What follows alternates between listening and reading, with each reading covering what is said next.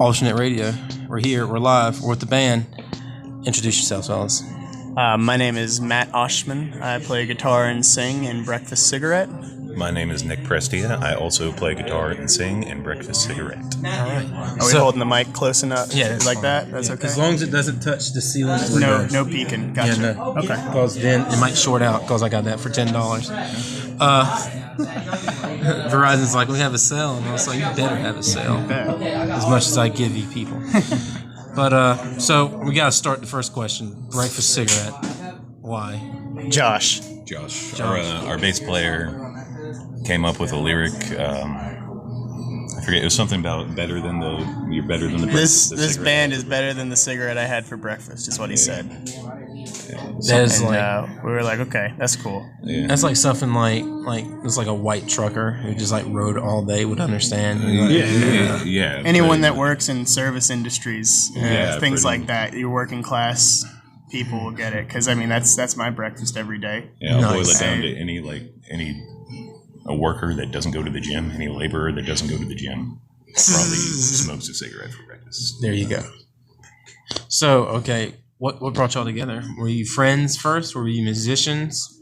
Did you answer like a Craigslist ad and it just turned out weird? It was a casual encounters. No, we were in a band prior. All of us were in the same band together prior, minus one member. We were called the French Broads. I remember. I've seen that you guys used to play before. Yeah. So we had that band where Nick was playing bass. Zach was on drums. He's our drummer right now. I was on guitar and vocals, and we had another lead guitar player. And Josh had come in at one point before we had Zach, and Nick was playing drums and Josh played bass. Yeah, it was kind of a whole series of trying to find the right fit, I guess. Right. It's all of us just switching it up until it was, the band that we wanted it to be. Until it fell into the right place. I mean, Randy Jackson played bass for Journey. I mean, you just got to find the right person. Yeah. And we stopped playing in, I guess it was 2017.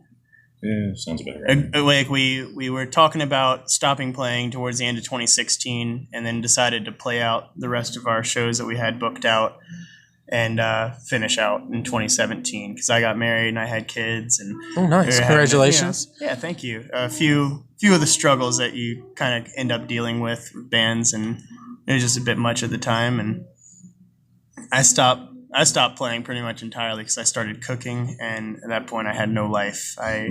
Nick hadn't heard from me in like a year and a half. I worked every single day and 13 hours a day, and then I just recently changed careers to plumbing in August of last year, and so now I have weekends and I have afternoons again. And So when the opportunity came up for you to change careers, and you were like, I have free time now, did just like a guitar riff hit in the back of your mind, like, I'm back? I mean, not exactly. I mean, I was planning on, playing a little bit of solo stuff, just kind of here and there, and just spending more time at home with my family. And then Nick had started playing with Zach and Josh, and I'd called him Porch 40 from Cullowhee had just put out a new album. Yeah. And I called him and I was like, hey, have you listened to the new Porch 40 album? It's really good. And, we hadn't really talked much until that point.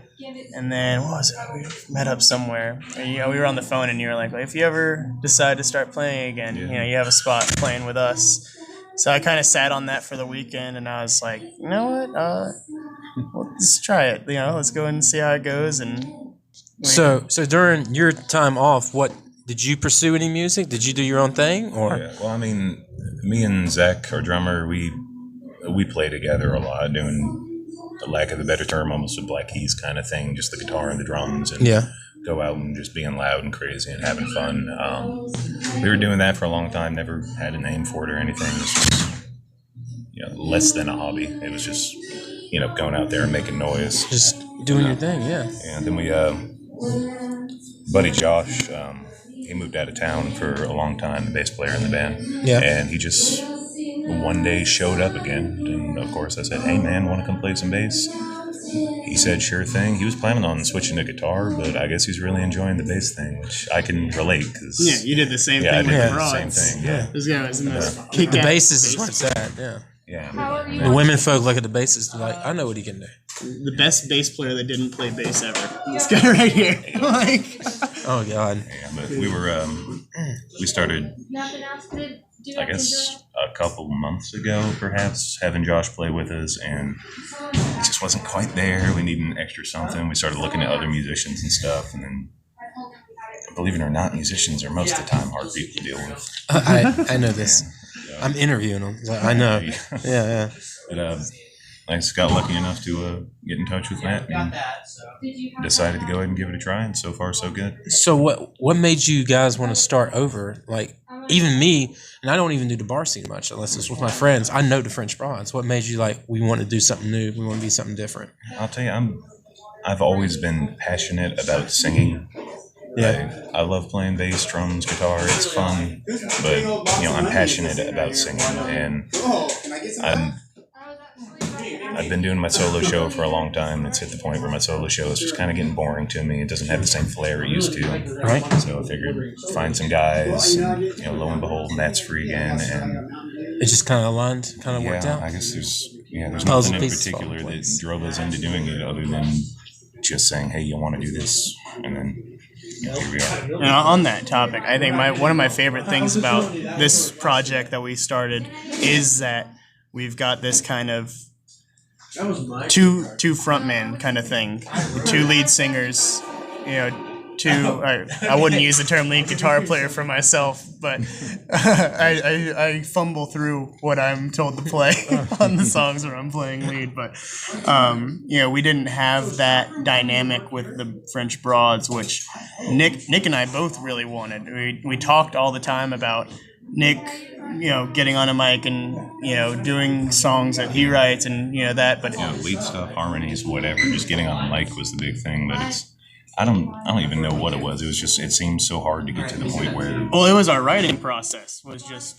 crazy. Our writing process with the Broads was we got together, we jammed, and we wrote a song, instrumental first, and then we'd write the lyrics right there to the song, and that was the song. Yeah. And that was it. It was just a very fast-paced writing process. There was no, and we kind of fell into really fast playing because we got a booking agent after like our second show, and that booking agent just, can we swear on here? Sure. Just fucking pushed us through. I mean, we were playing Man, 3 to 4 shows every weekend. Yeah, he's an awesome guy, but good lord. Yeah, he's a phenomenal booking agent, but I mean, I don't think we had any idea what we were getting into. Right. And it worked out that our writing process was that fast, that quick, because we could write new material really quickly. Yeah.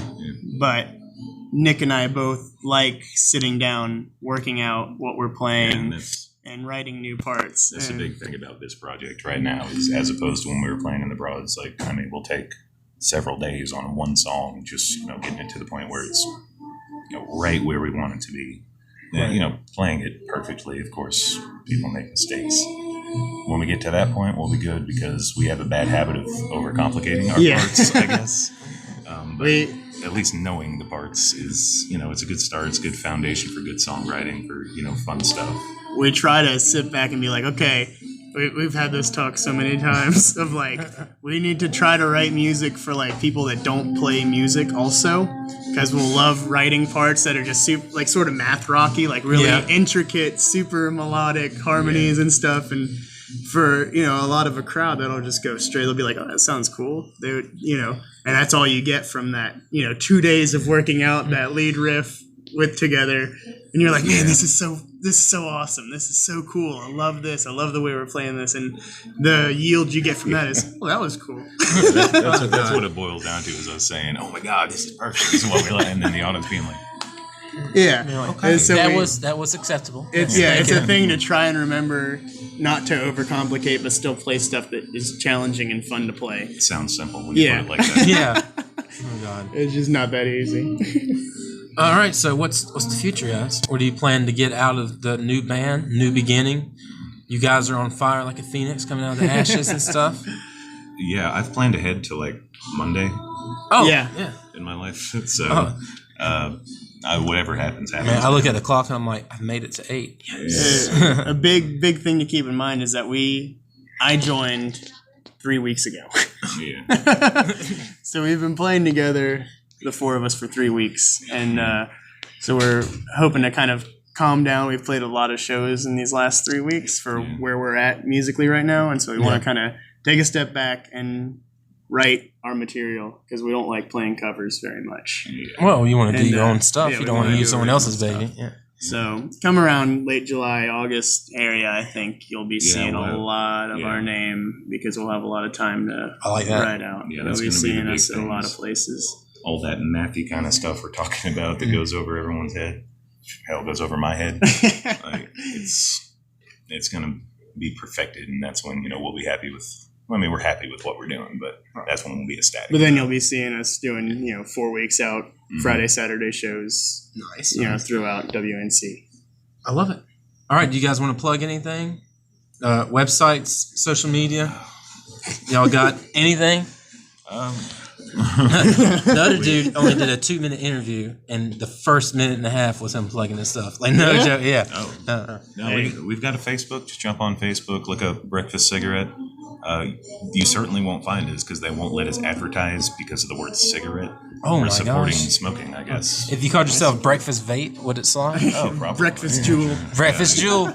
Oh, God. I've done ruined a good thing. We're working on a SoundCloud. I'm putting the demos together at the house, little closet studio, and keep an eye out for that stuff coming out.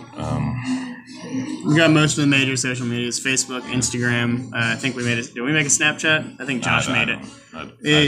Just search for it, and It'll probably be there. show up. And Facebook will be the most reliable way to get any information about shows and new music coming out.